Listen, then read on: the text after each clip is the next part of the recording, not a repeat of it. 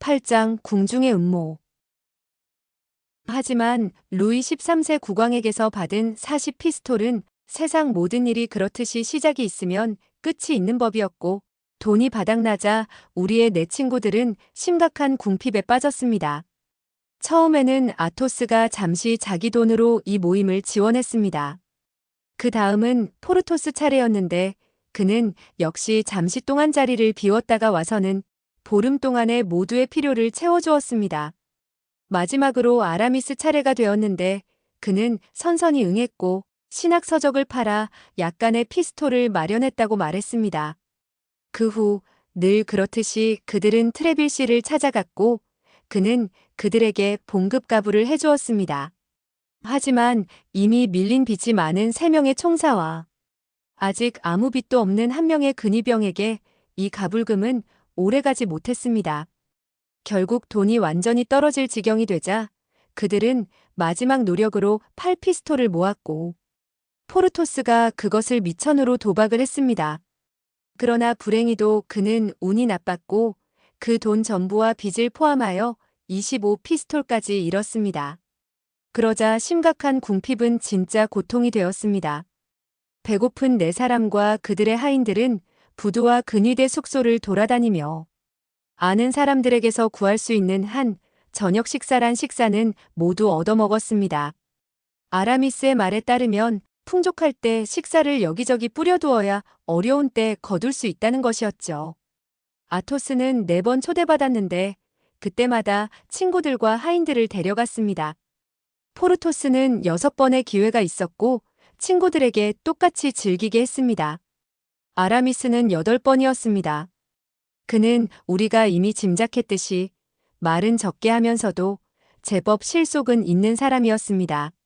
아직 수도에 아는 사람이 거의 없던 달타냥은 고향 출신 신부에게서 초콜릿 아침 식사 1번과 근위 기병대 소위에게서 저녁 식사 1번을 얻었을 뿐이었습니다. 그는 자기 친구들을 이끌고 신부에게 가서 거의 2달치 식량을 먹어치웠고 소위의 집에서도 엄청나게 먹었습니다. 하지만 플랑셰가 말했듯이 아무리 많이 먹어도 식사는 단 1번의 1회에 해당할 뿐입니다. 달타냥은 아토스, 포르토스, 아라미스가 베푼 잔치에 비해 자신은 겨우 식사 1번 반, 신부와의 아침 식사는 반 끼로 칠 수밖에 없었으므로 제공했다는 사실에 다소 굴욕감을 느꼈습니다. 그는 자신이 이 모임의 짐이 된다고 생각했습니다. 물론 순진하고 젊은 마음에 자신이 1달 동안 친구들을 먹여 살렸던 사실을 잊은 채 말이죠. 그는 걱정스러운 마음으로 깊은 생각에 잠기기 시작했습니다. 그는 용감하고 진취적이며 활동적인 젊은이 4명의 연합이 허세를 부리는 산책이나 펜싱 수업, 시시콜콜한 농담보다 다른 목표를 가져야 한다고 생각했습니다. 정말로 그들과 같은 4남자, 돈부터 생명까지 서로에게 헌신하는 4남자, 항상 서로를 지원하고 절대 물러서지 않으며 공동으로 내린 결정을 혼자서든 함께든 실행하는 4남자, 사방팔방을 위협하거나 하나의 목표를 향해 집중하는 4팔은 그 목표가 얼마나 잘 방어되어 있든 얼마나 멀리 있든 은밀하게든 공개적으로든 계략이든 힘이든 간에 결국 원하는 목표에 이르는 길을 열어야만 합니다. 달타냥이 놀란 유일한 점은 그의 친구들이 이런 생각을 한 번도 해보지 않았다는 것이었습니다. 그는 이런 생각을 하고 있었고 매우 진지하게 아르키메데스가 찾던 지렛대처럼 세상을 들어올릴 수 있을 것이라고 확신했던 4배로 증폭된 이 단일한 힘을 어디로 향하게 할지 찾기 위해 골몰하고 있었습니다. 그때 누군가 그의 문을 조용히 두드렸습니다. 달타냥은 플랑셰를 깨워 문을 열라고 명령했습니다. 달타냥은 플랑셰를 깨웠다는 문구 때문에 독자들은 밤이거나 날이 아직 밝지 않았다고 생각해서는 안 됩니다. 아닙니다. 방금 4시가 되었을 뿐이었습니다.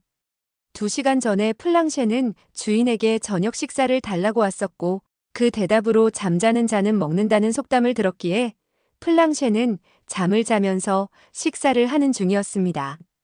다소 평범하고 시민처럼 보이는 한 남자가 들어왔습니다.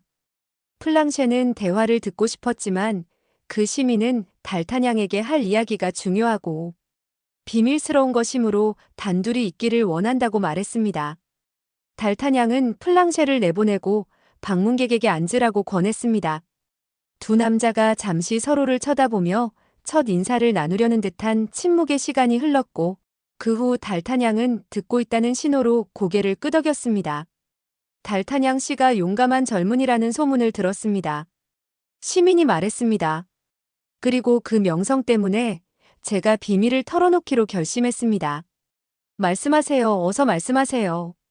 달탄양은 본능적으로 뭔가 이득이 될 만한 것이 있음을 직감하고 말했습니다. 시민은 다시 잠시 멈췄다가 말을 이었습니다. 제 아내는 왕비님의 재봉사입니다.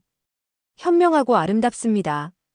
그녀는 가진 재산이 적었지만 왕비님의 외투 관리인인 드라 포르트 씨가 그녀의 대부이자 후원자이기에 저와 결혼한 지 곧 3년이 됩니다. 그래서요, 신사분? 달탄양이 물었습니다. 그래서요, 시민이 이어받았습니다.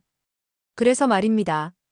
제 아내가 어제 아침 작업실에서 나오다가 납치되었습니다. 그리고 누가 당신 부인을 납치했습니까? 확실히 아는 건 없지만 의심 가는 사람은 있습니다. 당신이 의심하고 있는 그 사람이 누굽니까?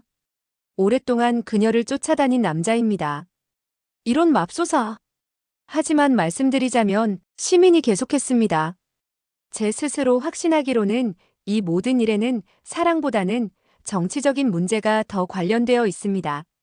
사랑보다는 정치적인 문제라 달탄양은 매우 사려 깊은 표정으로 말을 받았습니다. 뭘 의심하시는 겁니까?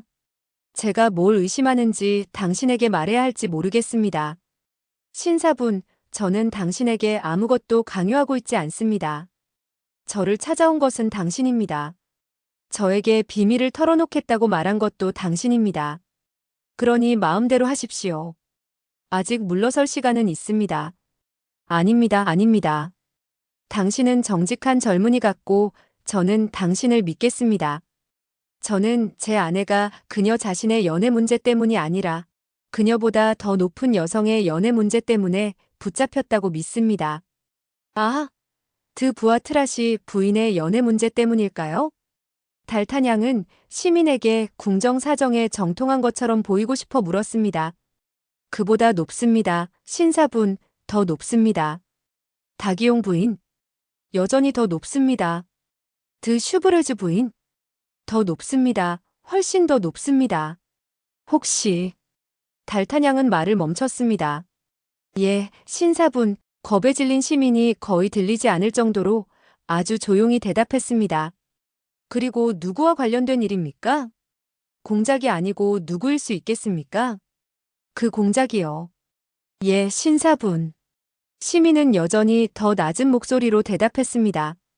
하지만 그 모든 것을 어떻게 아십니까? 아, 제가 어떻게 아느냐고요? 예, 어떻게 아십니까? 어중간한 신뢰는 안 됩니다. 아시겠죠? 제 아내에게서 알았습니다. 제 아내 본인에게서요. 그 아내는 누구에게서 들었습니까? 드라 포르트 씨에게서요. 아내가 왕비님으로부터 신뢰를 받는 드라 포르트 씨의 대녀라고 말씀드리지 않았습니까? 드라 포르트 씨가 그녀를 왕비님 곁에 두어 국왕에게 버림받고 추기경에게 감시당하고 모두에게 배신당한 우리의 불쌍한 왕비님이 적어도 믿을 수 있는 사람을 한 명이라도 갖도록 한 것입니다. 아, 뭔가 윤곽이 잡히는군요. 달탄양이 말했습니다. 그런데 제 아내가 나흘 전에 왔었습니다. 그녀의 조건 중 하나는 일주일에 2번 저를 방문하는 것이었습니다. 왜냐하면 말씀드렸듯이 제 아내는 저를 매우 사랑합니다. 그래서 제 아내가 와서 왕비께서 지금 극도의 불안감에 시달리고 있다고 제게 털어놓았습니다. 정말입니까? 예. 추기경 각하가 왕비를 전보다 더 심하게 괴롭히고 박해하는 것 같습니다. 그는 사라반드 사건을 용서하지 못하고 있습니다. 사라반드 사건은 알고 계시지요? 물론이죠. 제가 어떻게 모르겠습니까?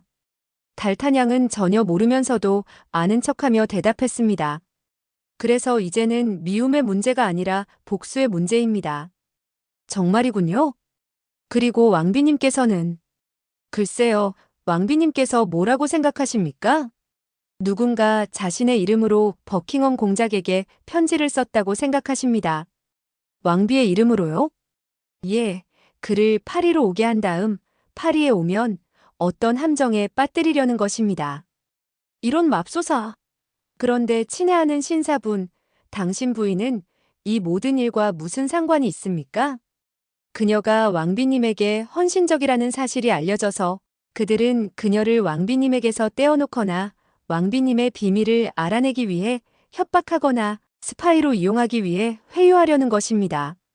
그럴듯하군요. 달타냥이 말했습니다. 그런데 부인을 납치한 남자를 아십니까? 알 것 같다고 말씀드렸습니다. 이름은요? 이름은 모릅니다. 단지 추기경의 수하이자 그의 도구라는 것만 압니다. 하지만 본 적은 있습니까? 예, 제 아내가 하루는 저에게 그를 보여주었습니다. 그를 알아볼 수 있는 특징이 있습니까? 오, 물론입니다. 그는 거만한 태도에 검은 머리, 검은 피부, 날카로운 눈빛, 하얀 치아, 그리고 관자놀이에 흉터가 있는 귀족입니다. 관자놀이에 흉터라고요. 달타냥이 소리쳤습니다. 게다가 하얀 치아, 날카로운 눈빛, 검은 피부, 검은 머리, 거만한 태도라. 웨인에서 만난 바로 그 남자군요. 당신이 알고 있는 남자라고요? 예, 예, 하지만 아무것도 달라지지 않습니다. 아니, 틀렸습니다. 오히려 일이 훨씬 단순해집니다. 그 반대입니다. 당신이 지명한 남자가 제가 알고 있는 그 남자라면 저는 두 가지 복수를 한 번에 하는 셈이니까요. 하지만 그 남자를 어디서 찾을 수 있을까요? 모르겠습니다. 그가 어디 사는지에 대한 정보는 없습니까? 전혀 없습니다. 제가 아내를 루브르로 데려다 줄 때, 아내가 들어갈 때 그가 나왔고, 아내가 저에게 그를 가리켰습니다. 이런 맙소사, 이런 맙소사. 달타냥이 중얼거렸습니다. 이 모든 것이 너무 막연하군요. 누가 당신에게 부인의 납치에 대해 알려줬습니까? 드라 포르트 씨입니다. 그가 어떤 세부사항을 알려줬습니까? 그도 아는 것이 없었습니다. 다른 경로로 알아낸 것은 없습니까? 예, 있습니다. 제가 받았습니다. 무엇을요? 하지만 제가 엄청난 경솔한 일을 저지르는 건 아닐까요? 또 그러시는군요. 하지만 이번엔 물러서기엔 좀 늦었다는 점을 말씀드리고 싶군요. 물러서지 않겠습니다, 젠장. 시민은 스스로 용기를 북돋기 위해 맹세하며 소리쳤습니다. 게다가 보나시웨의 명예를 걸고. 당신 이름이 보나시웨 씨입니까? 달타냥이 말을 끊었습니다. 예, 그렇습니다. 그래서 보나시웨의 명예를 걸고. 제가 말을 끊어서 죄송합니다만 그 이름이 저에게 낯설지 않은 것 같아서요. 그럴 수도 있습니다, 신사분. 제가 당신의 집주인입니다. 아! 달타냥은 반쯤 일어나며 그에게 고개를 숙였습니다. 당신이 제 집주인이시군요. 예, 신사분, 예. 당신이 저와 함께 지낸 지 석 달이 되었고 의심할 여지 없이 중요한 일에 정신이 팔려 있어서 월세 내는 것을 잊으셨을 겁니다. 제가 당신을 한 번도 괴롭히지 않았기에 당신이 제 어려운 입장을 헤아려 줄 거라고 생각했습니다. 물론이죠, 친애하는 보나시웨 씨. 달타냥이 말을 받았습니다. 그런 공정한 태도에 정말 감사드립니다. 그리고 말씀드렸듯이 제가 당신을 도울 수 있다면 믿습니다, 신사분, 믿습니다. 그리고 말씀드리려던 것처럼 보나시웨의 명예를 걸고 저는 당신을 믿습니다. 그럼 말씀하시던 것을 마저 끝내주십시오. 시민은 주머니에서 종이 한 장을 꺼내 달타냥에게 건넸습니다. 편지! 젊은이가 외쳤습니다. 달타냥은 그것을 펼쳤고 빛이 어두워지기 시작했기 때문에 창가로 갔습니다. 시민도 그를 따라갔습니다. 달타냥은 읽었습니다. 부인을 찾지 마시오. 그녀가 우리에게 더 이상 필요치 않을 때에 돌아올 것이오. 그녀를 찾으려는 단 한 걸음이라도 내딛는다면 당신은 파멸할 것이오. 직설적이군요. 달타냥이 계속 말했습니다. 하지만 결국 협박일 뿐입니다. 예, 하지만 이 협박이 저를 두렵게 합니다.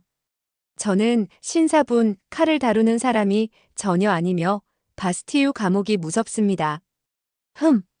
달타냥이 말했습니다.